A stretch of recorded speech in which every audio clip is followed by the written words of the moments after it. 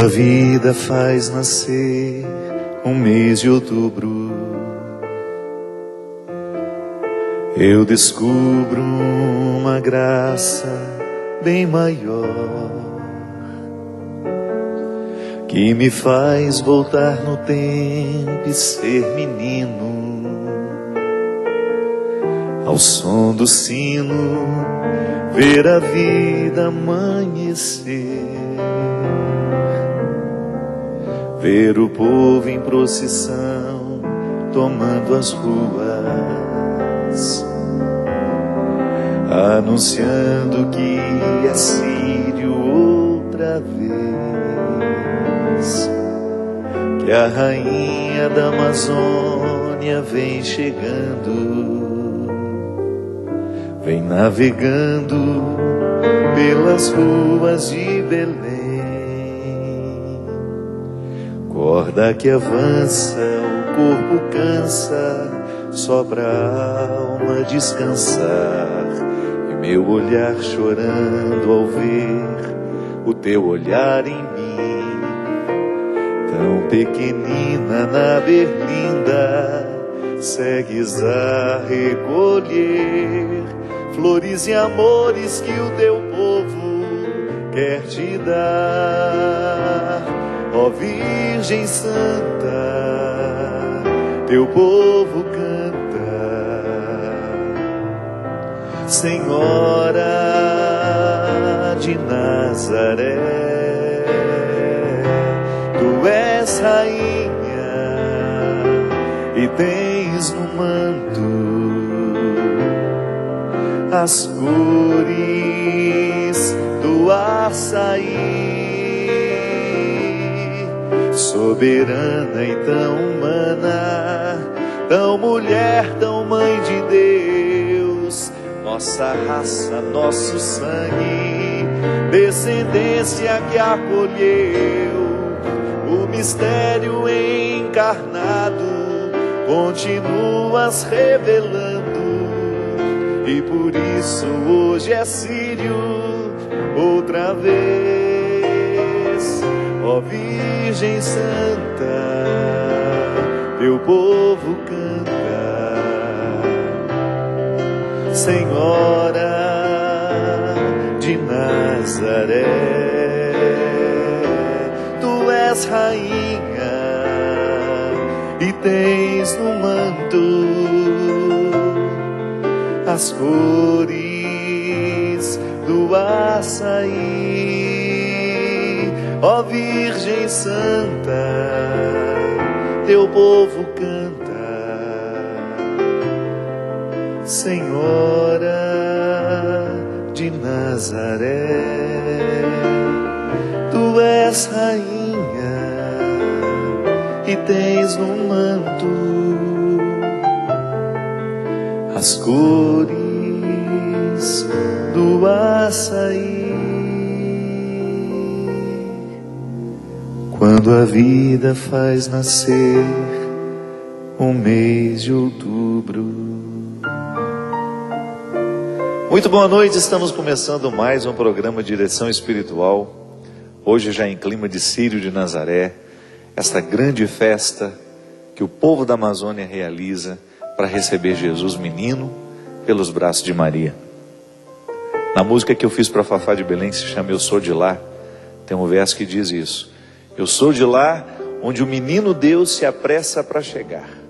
2 meses antes já nasceu, fica por lá, tomando chuva, se sujando de açaí. Uma maneira delicada de dizer que o Natal do paraense já começa em outubro, quando o povo da Amazônia se reúne em Belém do Pará. Belém é a capital da fé, para quem não sabe, para quem talvez nem tenha o desejo de conhecer a festa religiosa, mas é uma informação preciosa. O Círio de Nazaré é a maior procissão religiosa do mundo, que acontece em Belém. Eu gosto sempre de apreciar aquele mistério. Eu já sou igual paraense, não consigo ficar um círio longe de lá, porque para mim é uma festa de extrema simplicidade, mas de profundo significado teológico. A mim encanta ver a imagem, a representação, né, como se fosse uma fotografia da Mãe de Deus, levando o menino Jesus nos braços.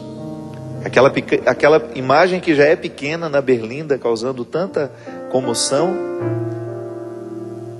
menor ainda é o menino Jesus no colo dela. E pensar que toda aquela festa está organizada para que a gente possa receber Jesus pelos braços de Maria. Que essa é a grande função de Maria na igreja. Maria é a primeira cristã, é a primeira pessoa que faz a experiência pessoal da santidade de seu filho. Imagina sendo ela aquela que gerou, aquela que recebe nos braços, aquela que cuida, aquela que amamenta, aquela que ajuda Jesus a pronunciar as primeiras palavras. Já pensou nisso? Todas as palavras salvíficas pronunciadas por Jesus, as palavras que ainda continuam tocando a nossa vida, modificando o nosso coração, porque elas estão eternizadas na Sagrada Escritura e nos testemunhos que começaram com os apóstolos e que chegaram até nós. Pensar que foi Maria o primeiro ser humano a ouvir as palavras de Jesus. Pensar que foi na Sagrada Família, né? No íntimo daquela família, entre Maria e José, que Jesus aprendeu a falar.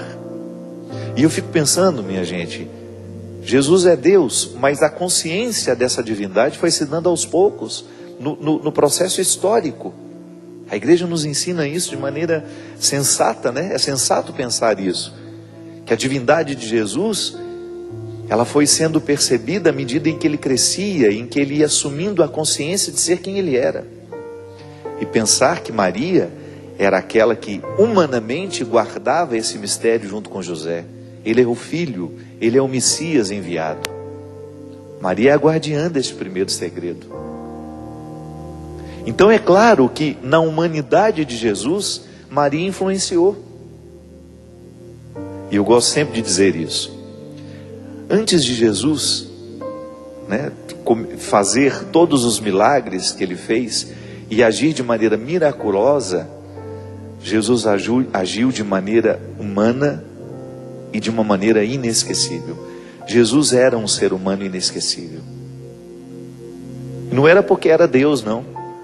É porque a humanidade dele foi muito bem trabalhada e eu tenho certeza que foi pela sensibilidade de Maria. Pelos cuidados bem realizados, pela educação bonita que ela concedeu a ele. Uma mulher que carregou dentro do coração, primeiramente, a revelação. Deus confiou a esta mulher o mistério da revelação, o mistério, o ponto alto da revelação de Deus na história, que é a encarnação do Verbo. É no seio de Maria que Jesus recebe a carne, que o Verbo recebe a carne e se torna, historicamente, esse Jesus que passou pelo mundo, que foi crucificado e que ressuscitou e que está na glória. O Círio de Nazaré é a festa que celebra o carinho que o povo da Amazônia tem pela Mãe de Deus, assim como em diversos lugares do mundo ela tem expressões e nomes diferentes, né? Como aqui em Aparecida nós temos Nossa Senhora de Aparecida, padroeira do Brasil. Nós temos em Belém do Pará Nossa Senhora de Nazaré, a Virgem que recebeu a divina missão de educar Jesus para que ele tivesse condições de viver humanamente falando, de maneira muito, muito aprimorada, muito harmoniosa, a divina missão de ser quem ele era. E muito em breve nós vamos começar o tempo do Advento. E o que é o Advento? O tempo da espera. A igreja é muito sábia em nos convidar a viver liturgicamente o preparo desse Círio, né? Desse Natal em Belém. Eles já recebem Jesus antecipadamente. 2 meses antes, ele já chegou, já está por lá, já está fazendo festa, já está entre o povo paraense. E nós vamos viver essa mística contemplando o Advento, vivendo a espera operante. Esse termo é um termo de Moltmann, um teólogo inclusive evangélico, que refletiu com muita sabedoria a escatologia, o conceito de esperança dentro da escatologia. O que é espera esperante, minha gente? É a gente se preparar fazendo alguma coisa. É esperar trabalhando, né? É como a gente receber uma visita. Alguém vai chegar na nossa casa e nós esperamos por essa visita. Como? Geralmente a gente faz uma faxina, né? A gente limpa bem os cômodos, a gente prepara, a gente deixa mais bonita, a gente vai lavar os lençóis. Enfim, a gente vai realizar alguns preparos que vão demonstrar o nosso carinho. Até mesmo cozinhando aquela comida que a gente sabe que a visita gosta. Ou então mostrando os pratos típicos da nossa região, para que o outro se sinta acolhido, se sinta amado. A liturgia do Advento, ela nos convida a preparar o nosso coração para que quando este menino Jesus chegar, ele tenha um espaço propício para crescer. O Salvador está chegando. Nós vamos receber este Salvador no nosso coração. Mas é muito interessante a gente identificar que se esse Jesus não amadurece dentro de nós, se ele não cresce conosco, nós corremos o risco de viver eternamente uma fé infantil, que não nos compromete. Não é? É muito fácil a gente viver um cristianismo sem comprometimento. Basta você não permitir que Jesus cresça.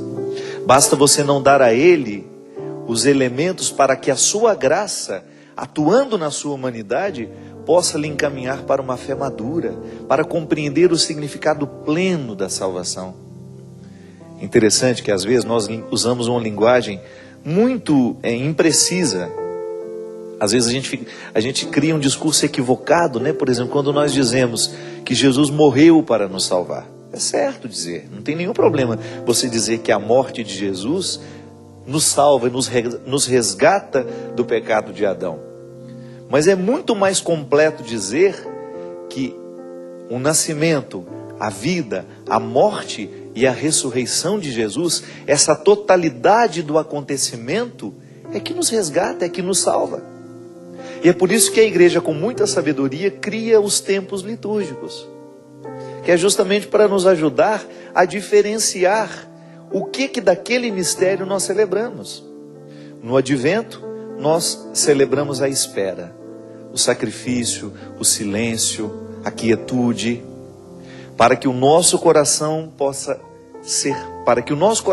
seja preparado para receber bem esse menino, que depois vai nos encaminhar com ele, da mesma maneira como uma criança cresce, atinge a autonomia e a maturidade, Jesus também vai nos encaminhar para a autonomia e a maturidade da fé, que é quando nós realizamos as coisas por valor. Não é o outro que está me vigiando, não é o outro que está me cerceando. A maturidade da fé gera homens e mulheres livres. E é tão interessante, minha gente. Depois o Natal vem nos propor refletir o nascimento dele em nós, as repercussões que este nascimento tem no nosso coração. Depois você vai vivendo os outros tempos. A Quaresma também voltando à dimensão do sacrifício, para nós lembrarmos os últimos passos desse Jesus histórico no tempo, passando pela Galileia, realizando o que realizou. E nós vamos vivendo liturgicamente através dos evangelhos, através das celebrações, a dinâmica deste nascimento, desta morte, desta vida, desta morte e desta ressurreição. Para quê? Para que nós tenhamos os efeitos desta graça. Para que nós possamos saborear, né, a graça de viver essa proximidade com Ele. Toda vez que liturgicamente nós celebramos a presença real de Jesus através da Eucaristia, nós estamos conclamando todo o significado da sua vida. O que significa ser eucarístico?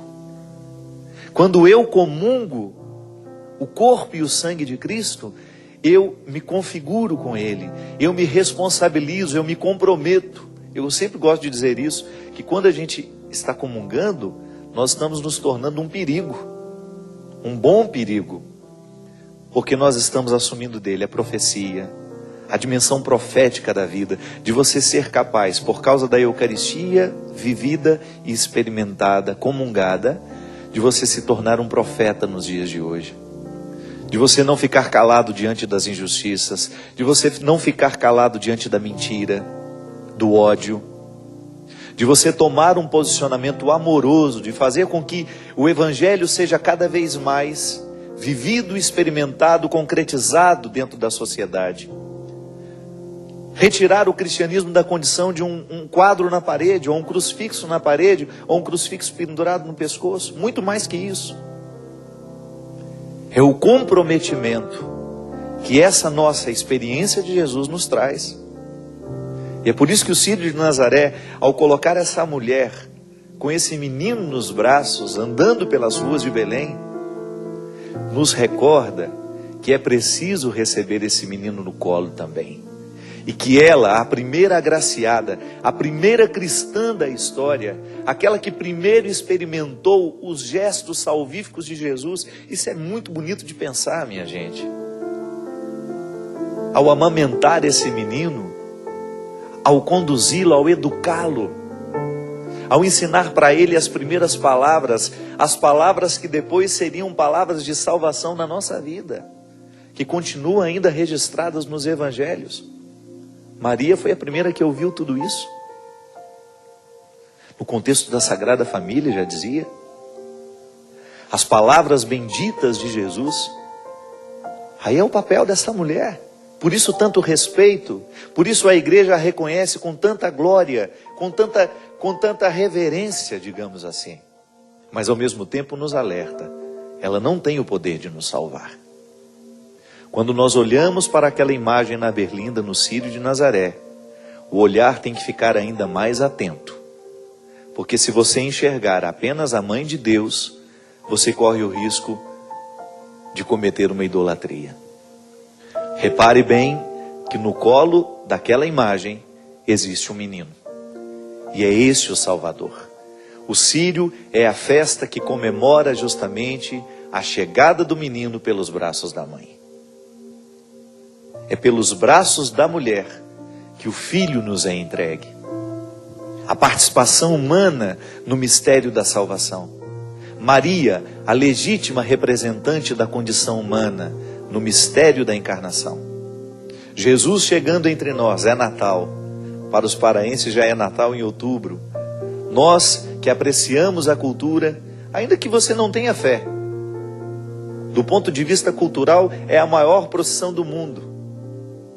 Você identificar que ali existe uma manifestação cheia de significados antropológicos que nos ajudam a compreender a fé.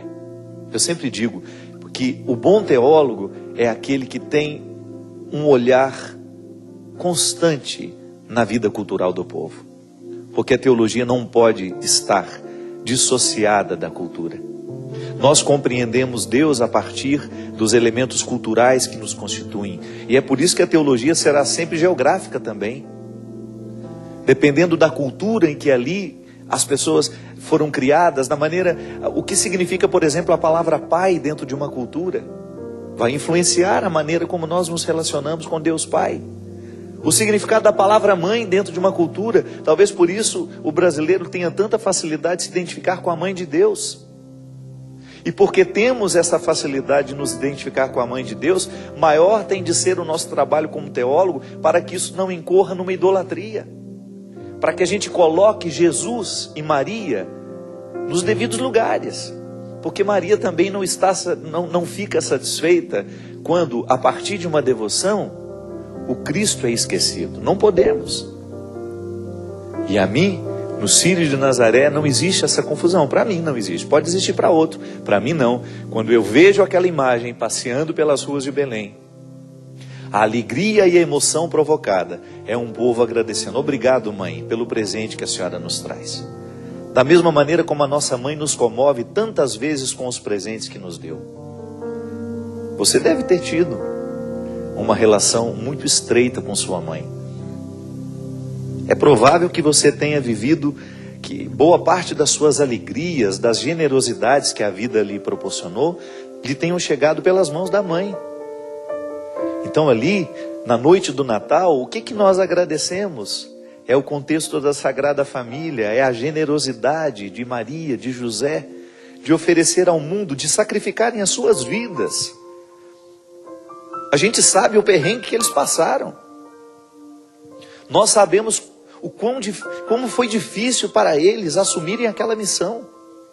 Maria, sendo a depositária do mistério, né? Ela foi a primeira a conhecer o mistério. Vai ser assim. Será assim que Deus chegará ao mundo?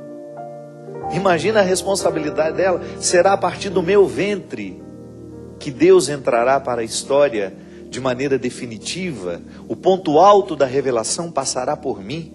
E depois ter de conversar com o noivo dela para que ele pudesse entender o que se daria com ela.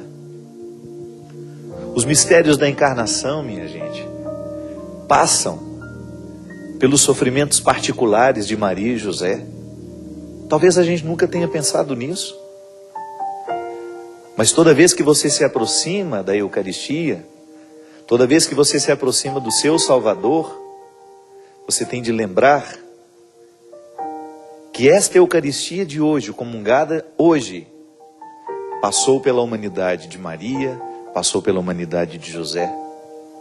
E por isso a igreja os reconhece